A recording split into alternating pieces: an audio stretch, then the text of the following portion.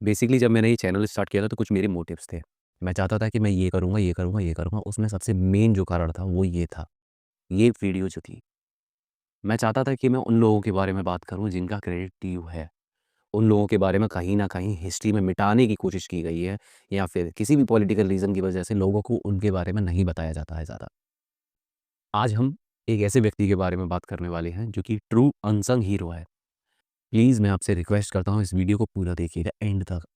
आज हम बात करेंगे the legend, the unsung hero of Indian national freedom struggle, mister Subhash Chandra Bose.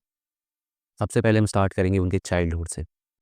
23 of Jain 1897 Cuttack, Orissa के एक छोटे से एरिया में उनका जन्म हुआ।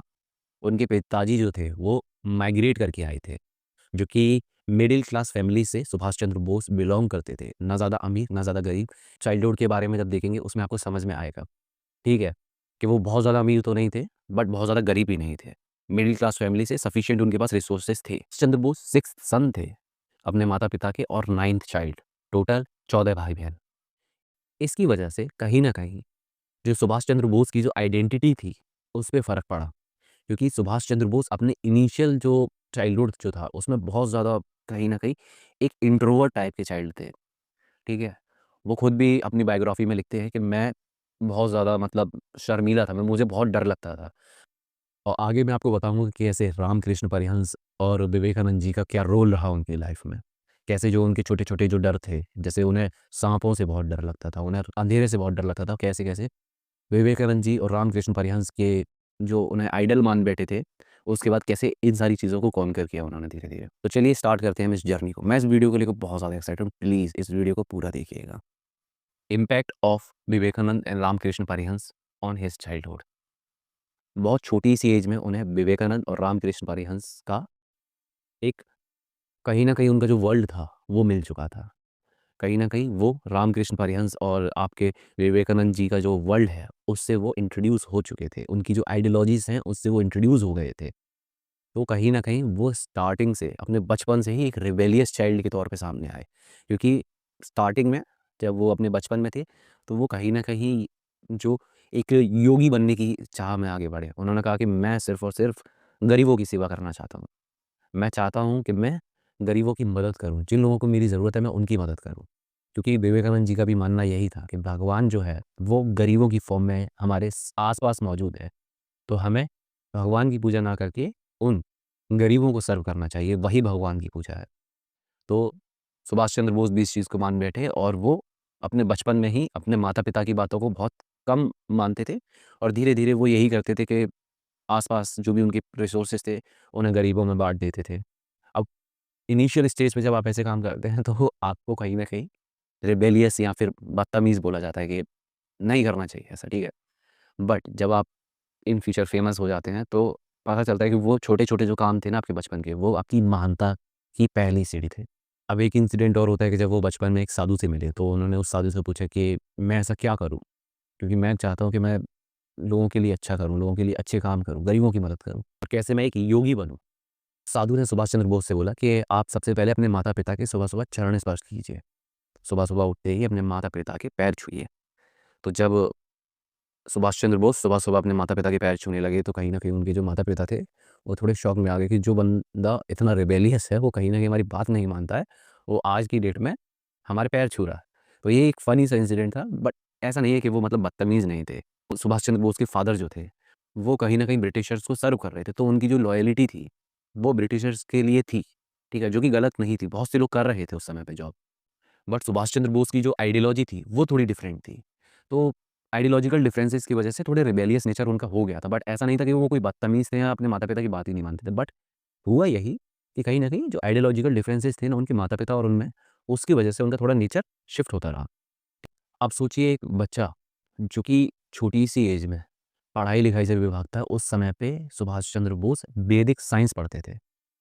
आपके रामकृष्ण परमहंस और विवेकानंद जी की जो टीचिंग्स थी, उन्हें बहुत अच्छे से ऑब्ज़र्व करते थे। जो भी चीज़ें उन्होंने बोली, उसे मानने के लिए तैयार थे।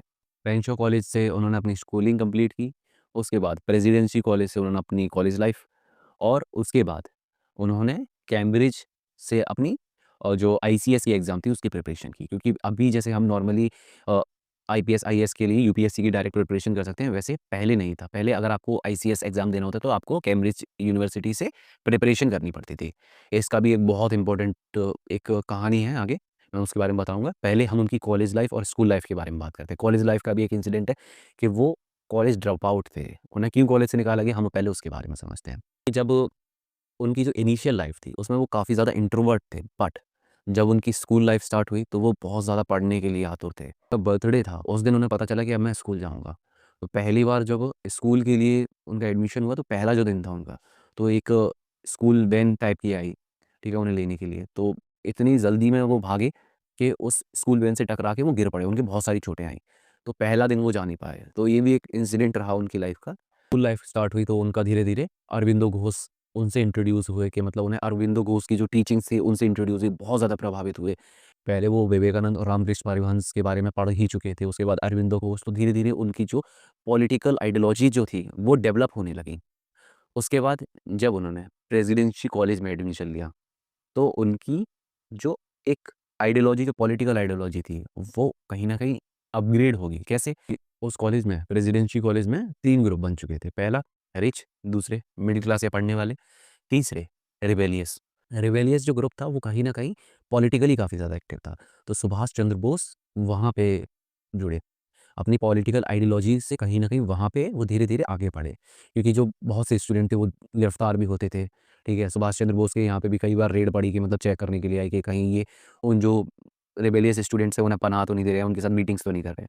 अच्छा, सुभाष चंद्र बोस की एक आइडियोलॉजी या फिर हम कहें पर्सनैलिटी, उसपे सबसे ज़्यादा इम्पैक्ट एक इंसिडेंट का पड़ा। एक बार सुभाष चंद्र बोस ने फैसला किया कि वो मोस्टली बचपन में भी ये काम करते थे कि घर-घर जाके भीख माँगते थे और उस सामान को इकट्ठा करके गरीबों में दान कर देते थे, ताकि गरीबों की मदद कर सकें या फिर जो उनके पास रिसोर्सेज़ होते थे, उन्हें दान कर देते थे। यही चीज़ उन्होंने कॉलेज लाइफ़ में भी कंटिन्यू करी। जो रिबेलियस स्टूडेंट्स जो थे, उन्हें वो अपने साथ जोड़ते थे, जाते थे, भीख माँगते थे लोगों से, ठीक है? और उस चीज़ को जो भी उन्हें मिलता था, उस चीज़ों को वो गरीबों में दान कर देते थे। तो कटक से वो पहली बार जब हॉलिडेज़ पे मोस्टली बच्चे अपने घर जाते हैं, वो हॉलिडेज़ पे घर ना जाके कलकत्ता पहुँचे। वहाँ पे उन्होंने सोचा कि हम मतलब यहाँ पे लोगों की मदद करेंगे, क्योंकि ऑलमोस्ट वो डॉक्टर बन ही चुके थे, ठीक है? थोड़ा बहुत तो उन्हें पता चल गया था कि मुझे कैसे ट्रीटमेंट करना है, ये सब चीज़ें। तो वो सीख चुके थे जब इन सब चीज़ों को, तो वो कलकत्ता पहुँचे अपने जो भी दोस्त थे उनके साथ। जब वो वहाँ पहुँचे, तो जो वहाँ के लोग थे, उन्होंने उन्हें एंटर ही नहीं करने दिया। उन्होंने उन्हें मारना-पीटना या फिर गाली-गलौज करना स्टार्ट किया। क्यों? क्योंकि उन्हें लगा कि ये ब्रिटिशर्स के द्वारा भेजे गए टैक्स कलेक्टर हैं। ये हमसे टैक्स लेने आए हैं, क्योंकि वहाँ पे जो गरीब लोग थे, उनसे इतना टैक्स वसूला जाता था कि वो इतने डरे हुए थे कि उन्हें लगता था कि अगर कोई व्यक्ति सूट-बूट में आया है ना, तो वो हमसे टैक्स लेने के लिए आया है। तो कहीं न कहीं सुभाष चंद्र बोस की जो सोल थी, वो एकदम से झकझोर गई, क्योंकि कहीं न कहीं वो प्रिविलेज्ड थे। उनके पास रिसोर्सेज़ थे। उस चीज़ को वो उन्होंने अपनी बुक में भी बोला कि मैं कहीं न कहीं संपन्न था, तो कहीं न कहीं मैं उन लोगों के लिए काम करूँ जो गरीब हैं, जिनके पास कुछ नहीं है। जब वो पहली बार कलकत्ता पहुँचे और उन्होंने देखा कि गरीबी क्या है, उन्होंने मरते हुए लोगों को देखा, तब उन्हें समझ में आया कि मेरी जो टीचिंग्स हैं, वो यहाँ इम्प्लीमेंट करने की ज़रूरत ज़्यादा है। उन्होंने जो लाशें थी, उन्हें उठाया, उन्हें बाकायदा उनके जो रिचुअल्स होते हैं, उन्हें फ़ॉलो करके उन्हें उनके अंतिम संस्कार कराए। उन्हें जो चोटिल लोग थे, उन्होंने उनकी मदद की, उन्हें फर्स्ट एड प्रोवाइड किया। आप समझिए, पहली बार सुभाष चंद्र बोस को रियलाइज़ेशन हुआ कि इंडिया में सिचुएशन क्या है। उसके बाद उन्हें धीरे-धीरे कॉलेज में भी ये डिस्क्रिमिनेशन फेस करने को मिला। आप समझिए कि जब एक अच्छे खासे, क्योंकि प्रेज़िडेंसी कॉलेज बहुत अच्छा खासा कॉलेज था, आज भी आप देखेंगे अच्छा खासा कॉलेज है। बट उस समय पे तो सिचुएशन ये थी कि जब आप इतने अच्छे कॉलेज में डिस्क्रिमिनेशन फेस कर रहे हैं, आप पे रेशियल रिमार्क्स पास किए जा रहे हैं, आपको मारा-पीटा जा रहा है। उस टाइम पे सुभाष चंद्र बोस काफ़ी सार्कास्टिक रिमार्क्स पास करते थे, ठीक है?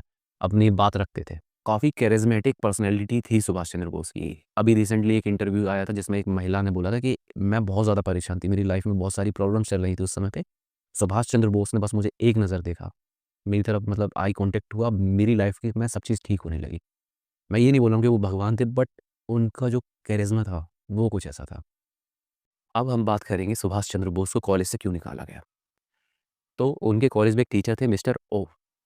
उन्होंने क्या किया कि कॉरिडोर से कुछ इंडियंस स्टूडेंट जो थे वो पास कर रहे थे। तो उन्हें पता नहीं किस चीज़ से वो ऑफेंड हो गए। उन्होंने उन बच्चों को मैन हैंडल किया। आप समझ रहे हैं? मैन हैंडल का मतलब उन्हें अच्छे से मारा-पीटा। जब ये सारी चीज़ें की तो सुभाष चंद्र बोस ने प्रिंसिपल से कंप्लेन की कि मिस्टर ओ जो हैं, उन्हें सॉरी बोलना पड़ेगा। मिस्टर ओ ने सॉरी बोला, बट कुछ टाइम बाद वापस फिर दोबारा वही किया, वापस फिर बच्चों को मारा। उस समय पे क्या हुआ कि पहले जब वो जीत चुके ही थे, जो बच्चे थे उन्हें कहीं न कहीं जोश आ ही चुका था। अब इस बार उन्होंने सॉरी ना बुलवाने के बजाय उस समय 2 रख दिए, क्योंकि सुभाष चंद्र बोस की आइडियोलॉजी यही थी कि सहना नहीं है, अगर कोई आप पे वार कर रहा है तो जवाब दो। तो देखो, पहली चीज़ मैं आपको बता दूँ कि कोई वॉयलेंट नेचर नहीं था उनका, ठीक है? पहली चीज़, सुभाष चंद्र बोस वॉयलेंट नहीं थे। कुछ लोग इसे गलत तरीके से दिखाते हैं। सुभाष चंद्र बोस ने विवेकानंद, रामकृष्ण परमहंस इन्हें इतना पढ़ा था कि वो अपने आप में इतने नॉन वॉयलेंट थे, बट उनका कहना ये था कि अगर कोई व्यक्ति आपको टॉर्चर कर रहा है या आप पे कुछ गलत कर रहा है, तो आपको जवाब देना ही चाहिए। सिंपल सी उनकी आइडियोलॉजी थी। तो जब मिस्टर ओ ने उन बच्चों पे अटैक किया तो उन बच्चों ने भी 2 रख दिए। तो हुआ ये कि सुभाष चंद्र बोस, जिन्होंने पहले सॉरी बुलवाया था, उन्हें एज़ अ लीडर देखा गया और उन्हें रस्टिकेट कर दिया गया। अब जिस प्रिंसिपल ने उन्हें रस्टिकेट किया वो इंडियन था, बट अपने देश का सबसे बड़ा दुर्भाग्य यही रहा है कि अपने देश में कुछ लोगों ने कुछ सुख-सुविधा के चक्कर में अपने देश की फ्रीडम को न्यौछावर कर दिया।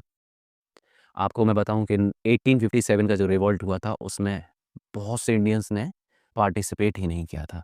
एक इंसिडेंट और बता दूँ इसी बीच में, कि जब सिराजुद्दौला को हरा के रॉबर्ट क्लाइव आया, आप मानेंगे नहीं, लोगों ने उसका स्वागत फूलों से किया कि जैसे उसने कोई बहुत अच्छा काम किया है। ये सोच रही है। जब वो वापस कॉलेज से अपने घर आ रहे थे तो कहीं न कहीं उन्हें पहली बार रियलाइज़ हुआ कि जो मैंने किया, कहीं न कहीं वो गलत था। ठीक है? मैं कहीं न कहीं अपना करियर ख़त्म कर चुका हूँ। बट उसके बाद एक मुखर्जी कमीशन बनाई गई। मुखर्जी कमीशन में सुभाष चंद्र बोस को अपनी बात रखने का मौका दिया गया कि आप अपने आप को डिफेंड कीजिए। उन्होंने अपने आप को डिफेंड ना करके जस्टिफाई किया कि जो हमने किया है वो सही है। जब उन्होंने ये किया तो उसके बाद उन्हें रस्टिकेट कर दिया गया और वो वापस लौटे, ठीक है? स्कॉटिश कॉलेज में उनका एडमिशन हुआ और उन्होंने अपनी जो कॉलेज लाइफ़ थी उसे वापस स्टार्ट किया। तो जब कहीं न कहीं उनकी फैमिली का जो मानना था कि हम पे एक धब्बा लग चुका है, उसे साफ़ भी करना था, तो इसलिए वो कैम्ब्रिज पहुँचे। 1919 में वो इंग्लैंड पहुँचे और उन्होंने कैम्ब्रिज में अपनी आईसीएस की प्रिपरेशन स्टार्ट की। मिड टर्म पहुँचे थे, ठीक है? थोड़ी दिक्कत थी, उन्हें भी पता था कि कहीं न कहीं दिक्कत आने वाली है, लेकिन कहते तो अपनी बायोग्राफ़ी में ये है कि मैं एवरेज स्टूडेंट था, बट आप समझिए कि 6 मंथ की केवल उन्हें प्रिपरेशन करने का समय मिला था और आईसीएस जैसे एग्ज़ाम में उन्होंने 4th रैंक हासिल की और उस जॉब को लात मार दी। सुभाष चंद्र बोस ने ये कहा, अपने भाई को एक लेटर लिख के, वो लेटर भी अवेलेबल है, आप चाहें तो चेक कर सकते हैं। उस लेटर में उन्होंने अपने भाई से बोला कि मुझे केवल अपने आप को प्रूव करना था। मुझे अंग्रेज़ों की जो लूट-खसूट है उसमें उनका साथी नहीं बनना था। तो चलिए अब हम बात करते हैं कि सुभाष चंद्र बोस का पॉलिटिकल करियर कैसे स्टार्ट हुआ। 1919 में जलियांवाला बाग इंसिडेंट होता है। 1920 में non corporation movement Gandhi ji ने लॉन्च किया है। 1922 में चौरी चौरा इंसिडेंट के बाद नॉन कॉर्पोरेशन मूवमेंट को वापस ले लिया गया, जिस इंसिडेंट की वजह से भगत सिंह और चंद्रशेखर आज़ाद का जन्म हुआ। उसके बाद 1923 में इंडियन यूथ कांग्रेस के प्रेसिडेंट बनाया गया सुभाष चंद्र बोस को। यहाँ से स्टार्ट हुआ सुभाष चंद्र बोस का पॉलिटिकल करियर। तो पहले हम एक बार थोड़ा-सा सी आर दास के बारे में भी समझ लेते हैं। सी आर दास ने पहला तो इंडियन यूथ कांग्रेस बनाई, दूसरा फॉरवर्ड एक न्यूज़पेपर चलता था, वो सी आर दास के द्वारा बनाया गया। उन्होंने स्वराज पार्टी भी बनाई। सी आर दास ने बोला था कि हमें क्या करना चाहिए ना, हमें इलेक्शन लड़ने चाहिए। जो अंग्रेज़ इलेक्शन करा रहे हैं ना, जो अंग्रेज़ों ने इलेक्शन कराए थे पहली बार 1935 के बाद अंग्रेज़ों ने बोला कि आप इलेक्शन लड़ सकते हैं, जिसमें कांग्रेस जीती थी, ठीक है? तो सी आर दास ने बोला कि हमें अगर अंग्रेज़ों से जीतना है तो सबसे पहले हमें सिस्टम का पार्ट बनना पड़ेगा। तो कुछ चीज़ों की वजह से फिर वो आगे खराब हुआ, लेकिन सी आर दास ने कहीं न कहीं ये जो कुछ काम किए, जिस तरीके से वो चीज़ें इधर-उधर हो जाती हैं वो चीज़ अलग है, हम बाद में किसी और वीडियो में कवर करेंगे, बट सी आर दास का ये रोल रहा है। हमें समझना पड़ेगा हिस्टोरिकल बैकग्राउंड में, अगर हम केवल एक इंसान की कहानी पढ़ रहे हैं, तो कहीं न कहीं वो इंसान और लोगों से भी अटैच रहा है। सुभाष चंद्र बोस 1924 में नेशनलिस्ट मूवमेंट के चलते अरेस्ट होते हैं और 1927 में ट्यूबरकुलोसिस की वजह से उन्हें रिहा कर दिया जाता है और उन्हें 1927 में जनरल सेक्रेटरी बना दिया जाता है इंडियन नेशनल कांग्रेस। 1928 में उन्हें दोबारा अरेस्ट कर लिया जाता है नॉन सिविल डिसोबीडियंस मूवमेंट के चक्कर में और 1930 में वो मेयर बनते हैं। तो अब हम बात करेंगे सबसे इम्पोर्टेंट पार्ट के बारे में जो कहीं न कहीं मिसरिप्रेज़ेंट किया जाता है लोगों के बीच में, गांधी वर्सेस बोस। गांधी वर्सेस बोस के बारे में हम बात करेंगे और समझेंगे कि गांधी और बोस के बीच में क्या डिस्प्यूट था।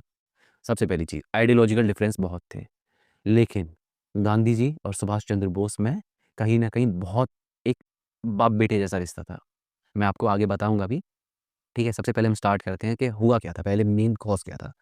तो सुभाष चंद्र बोस और जवाहरलाल नेहरू थोड़े गरम दल के पार्ट थे, ठीक है? आपको पता है कि इंडियन नेशनल कांग्रेस में 2 पार्ट थे, गरम दल, एक नरम दल, ठीक है? तो सुभाष चंद्र बोस और जवाहरलाल नेहरू वो गरम दल के पार्ट थे। बट गांधी जी की आइडियोलॉजी अलग थी। 1914 में जब वर्ल्ड वॉर 1 हुआ तो गांधी जी ने बोला कि ठीक है, जो इंडियंस हैं वो लड़ेंगे अंग्रेज़ों के लिए। बट वर्ल्ड वॉर 2 में जब उन्होंने मना कर दिया कि हम नहीं लड़ेंगे आपके, तो सुभाष चंद्र बोस ने बोला कि यही सबसे सही समय है अटैक करने का। हमें अंग्रेज़ों पर अटैक करना चाहिए और उन्हें भगा देना चाहिए बापू। बट गांधी जी ने बोला कि ये अभी सही समय नहीं है। वो अभी वॉर लड़ रहे हैं, हम उस समय उन पे पीठ पीछे वार नहीं करेंगे। अब यहाँ पे आइडियोलॉजिकल डिफरेंसेस हैं, लेकिन हम ये नहीं बोल सकते कि वो गलत है या वो गलत है, ठीक है? दोनों ही सिचुएशन में आप उनकी आइडियोलॉजी समझिए, ठीक है? अब यहाँ पे होता ये है कि सुभाष चंद्र बोस को प्रेसिडेंट इलेक्शन के लिए खड़ा किया जाता है। इधर से गांधी जी की तरफ से पटाभी सीतारामैया खड़े होते हैं, ठीक है? अब पट्टाभी सीतारामैया गांधी जी को रिप्रेजेंट कर रहे थे। गांधी जी ने बोला भी था कि वो खड़े बेशक हैं, लेकिन कहीं न कहीं आप ये समझिए कि मैं ही खड़ा हूँ। बट 201 वोट के साथ सुभाष चंद्र बोस उस इलेक्शन को जीत जाते हैं और गांधी जी भी ये बोलते हैं कि ये सीतारामैया की हार नहीं है, ये मेरी हार है। जो वोटिंग्स थी, उससे सुभाष चंद्र बोस जीत गए थे 201 वोट्स के साथ, लेकिन सुभाष चंद्र बोस 1939 में ही जब इलेक्शन हुए, उसी साल कांग्रेस को छोड़ देते हैं। क्योंकि उन्हें पता था कि जो मेरी आइडियोलॉजी है, उसके हिसाब से मुझे काम नहीं करने दिया जाएगा। तो हुआ क्या कि जब एक मीटिंग एक इंसिडेंट भी बहुत फेमस है कि आखिरी बार जब सुभाष चंद्र बोस और गांधी जी मिलते हैं, तो सुभाष चंद्र बोस से गांधी जी ने बोला कि सुभाष, तुम मेरे एक बिगड़े बेटे हो, लेकिन अगर तुम्हारा इस देश को आज़ाद कराने का जो तरीका है, उसमें तुम सफल होते हो, तो सबसे पहले मैं तुम्हारी पीठ थपथपाऊँगा, क्योंकि तुम मेरे बेटे हमेशा रहोगे। तो कुछ ऐसा रिश्ता था सुभाष चंद्र बोस और गांधी जी का।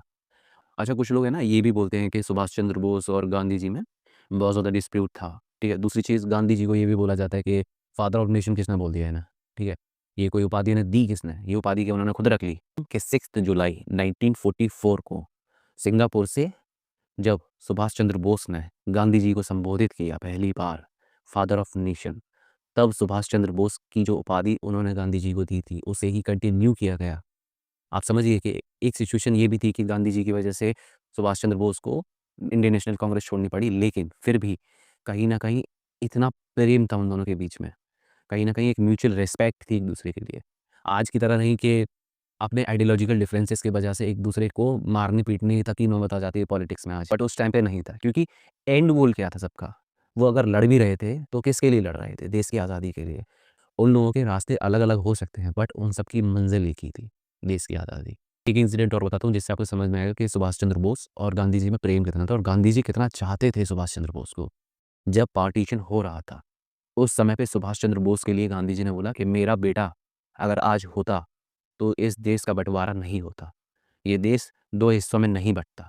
क्योंकि कहीं न कहीं जो सुभाष चंद्र बोस थे, वो कम्युनलिज़्म के खिलाफ बहुत थे। वो नहीं चाहते थे कि देश का बँटवारा 2 हिस्सों में।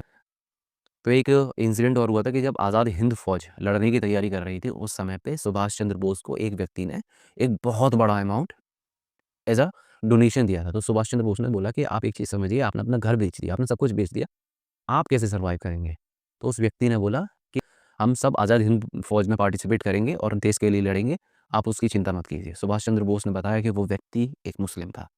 17 जनवरी 1941 रात 1:25 जब अंग्रेज़ों के पुलिस वाले सुभाष चंद्र बोस के गेट पे खड़े थे और निगरानी कर रहे थे सुभाष चंद्र बोस की, सुभाष चंद्र बोस जब पठान की वेशभूषा में घर से गायब हो जाते हैं।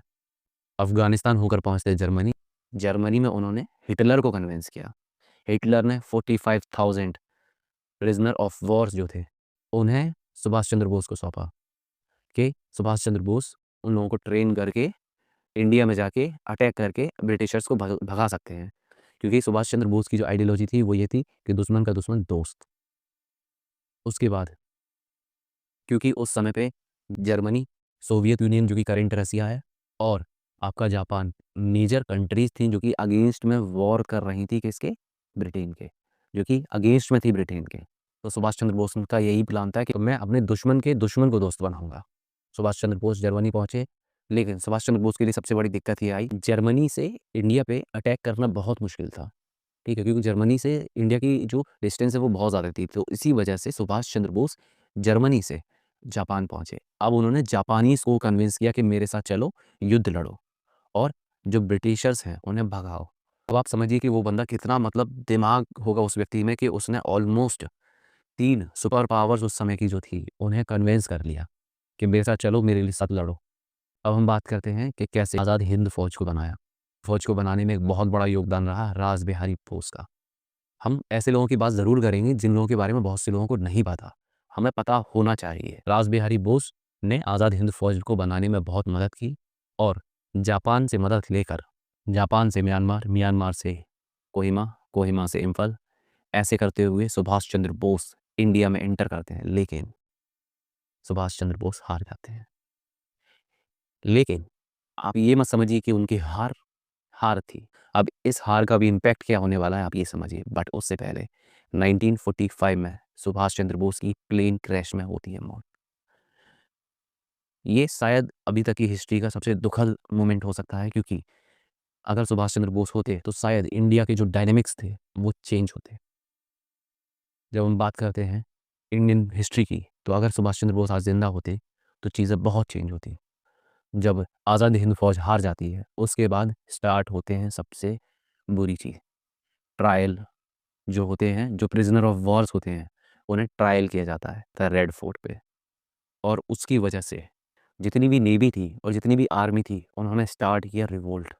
उन ट्रायल्स को देखकर जितने वो दर्दनाक जो मंजर थे उन ट्रायल्स के, क्योंकि सबने मना किया था कि ये ट्रायल्स नहीं होने चाहिए। वो प्रिजनर ऑफ वॉर हैं, इसका मतलब ये नहीं है कि आप उनको कोर्ट मार्शल करेंगे इस तरीके से। बट उन ट्रायल्स के बाद नेवी ने और आर्मी ने रिवोल्ट स्टार्ट किया, और उस रिवोल्ट का अंजाम ये हुआ कि कहीं ना कहीं उसी की वजह से ब्रिटिशर्स को इंडिया से छोड़ के जाना ही पड़ा, क्योंकि आर्मी और नेवी ने अगर रिवोल्ट किया है तो उस कंट्री को सरवाइव करना बहुत मुश्किल है। इसी वजह से ब्रिटिशर्स को कहीं ना कहीं इंडिया को छोड़कर ही जाना पड़ा। हम बात करने वाले हैं सुभाष चंद्र बोस की डेथ के बारे में। सुभाष चंद्र बोस की डेथ कैसे हुई? 1945 में उनका प्लेन क्रैश होता है ताइवान में, जो कि सबने बताया।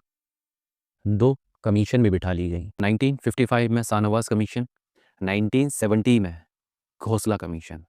उन दोनों ही कमीशन ने बोला कि सुभाष चंद्र बोस की डेथ 3rd डिग्री बर्न की वजह से हुई।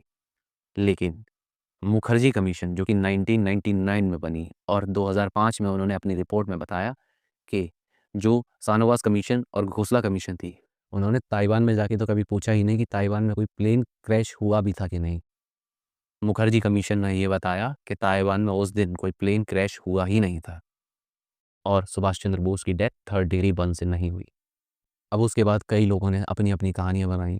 कईयों ने उन्हें अज्ञात बाबा के तौर पे देखा कि सुभाष चंद्र बोस यहाँ पाए गए, वहाँ पाए गए। लेकिन ये कहानी भी सुभाष चंद्र बोस की तरह मिस्ट्री के साथ ही खत्म हो गई। लेकिन ये कहानी को बताने का जो मेरा उद्देश्य था वो ये था कि सुभाष चंद्र बोस ने क्या-क्या योगदान दिए। पहली बार इंडिया में या इंडिया के लिए किसी वॉर में सुभाष चंद्र बोस ने एक फीमेल रेजिमेंट बनाई, जिसका नाम उन्होंने रानी लक्ष्मीबाई रेजिमेंट रखा। तो कहीं न कहीं पहली चीज़ वो कम्युनलिज़्म के खिलाफ थे, कास्टिज़्म के खिलाफ थे और वुमेन्स राइट्स, और दूसरा वो वुमेन्स इक्वालिटी को अपलिफ्ट करने के लिए भी काम कर रहे थे। तो कहीं न कहीं ये हमारी तरफ से सैल्यूट और एक ट्रिब्यूट है towards the Indian freedom struggle के unsung hero. Thank you so much.